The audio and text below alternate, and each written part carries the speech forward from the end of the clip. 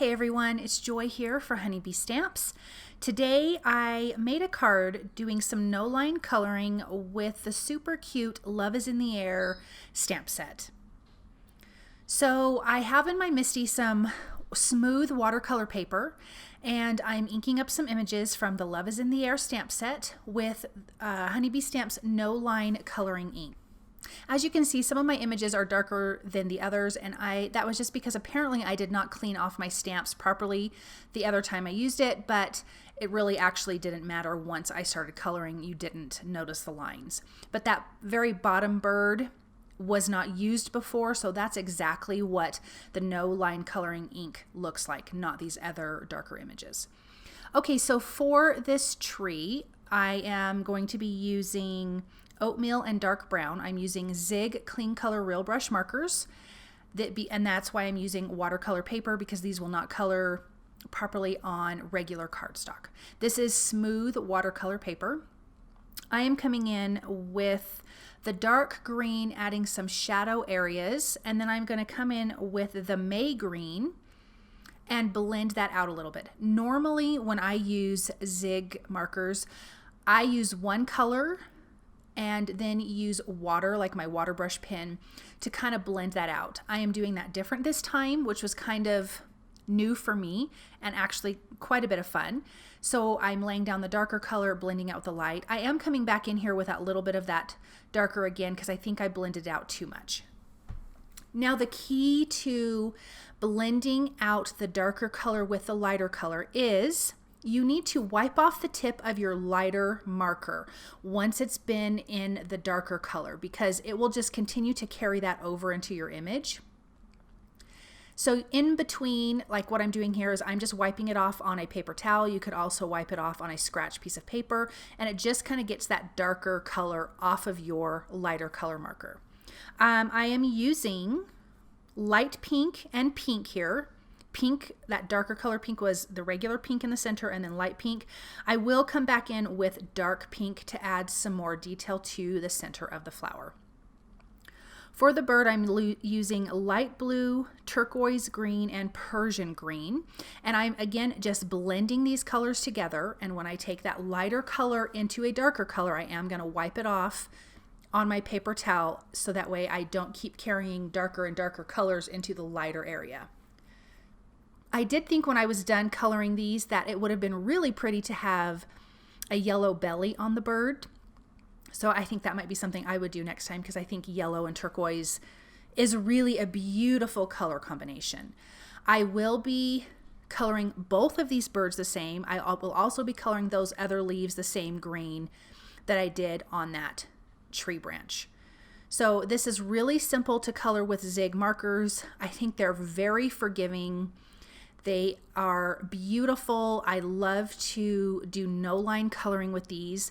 So it was really a lot of fun to color these images. I've actually lately been really wanting to do some no line coloring, and so today absolutely worked out. So I was really glad. So I'm going to finish blending out these wings. I am going to add a little bit more of the turquoise green to that light blue on the feathers back there. I think they just looked a little too light blue, but I'm going to blend that out with the light blue marker. Again, wiping off the excess dark. Then I'm coming in with the yellow marker, and then the dark pink for the centers of the flowers. And then I'm going to come in with black for the eyes, and I will add another detail at the end. I'm going to use the coordinating dies to die cut these out. I'm just using some low tack tape to tape these in place. Then I'm just going to run these through my die cut machine, and then we have our images. So now I'm doing a mini slimline card, and this is HoneyBee Stamps Wispy Clouds Stencil. I'm coming in with Speckled Egg Distress Oxide ink and HoneyBee Stamps blender brush. I have my white cardstock here trimmed down to 6 inches by 3 inches, and I'm just overlapping these clouds. I didn't want a really busy background, but I did want a cloud background. I really liked Speckled Egg with these other brighter colors because it's kind of in a different hue of colors, and it just kind of went away in the background, but without it being a white background. Now I just took the rest of the ink that was on my brush and a little bit that was on my work surface and just lightly went over this whole card panel to kind of soften the clouds and the white cardstock, so a little bit blended together for the background. In my Misty, I am using the Sentiment Praying from the stamp set Praying Big Time. I'm also going to be using the coordinating die for this sentiment. I prepped my cardstock with an anti-static powder tool. I am coming in with HoneyBee Stamps clear ink, stamping my sentiment using gold embossing powder, and then I will just use my heat tool to heat that up until it's melted, and you will know it's melted because it's nice and shiny. And I love gold embossing powder. I think it's so, so pretty. Then I will use the coordinating die for this. Yay! I love coordinating dies for sentiments, which HoneyBee Stamps is so fantastic with. Now I'm just going to lay this out, and the rest of the sentiment is going to say for you. So the whole thing is going to say praying for you. I want to stamp the for you on my actual card panel, and I'm going to do that with HoneyBee Stamps Intense Black ink. So I just lined up those two sentiments. I'm using the grid on the front of my mini Misty here to make sure everything is nice and straight.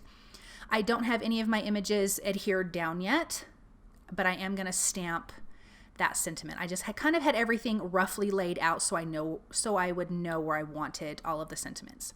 So I'm going to start with that sentiment. I'm going to adhere this down. Now some of my images are going to be hanging off of this, which is totally fine for a couple reasons. A mini slimline card measures 6.5 by 3.5. This card panel is 6 by 3. So a little bit of overhang, you don't even have to trim anything off of this card. If you wanted to, you totally could, but I'm going to leave everything kind of hanging off the edge. So I'm going to add some foam tape behind one of these flowers.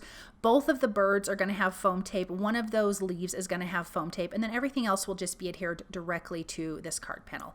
I think these pops of color, the pink and the turquoise together, are so pretty. It feels very spring-like, but at the same time, that color in the background, that speckled egg, almost feels like maybe some rain clouds are coming. So I kind of liked the whole vibe of this card.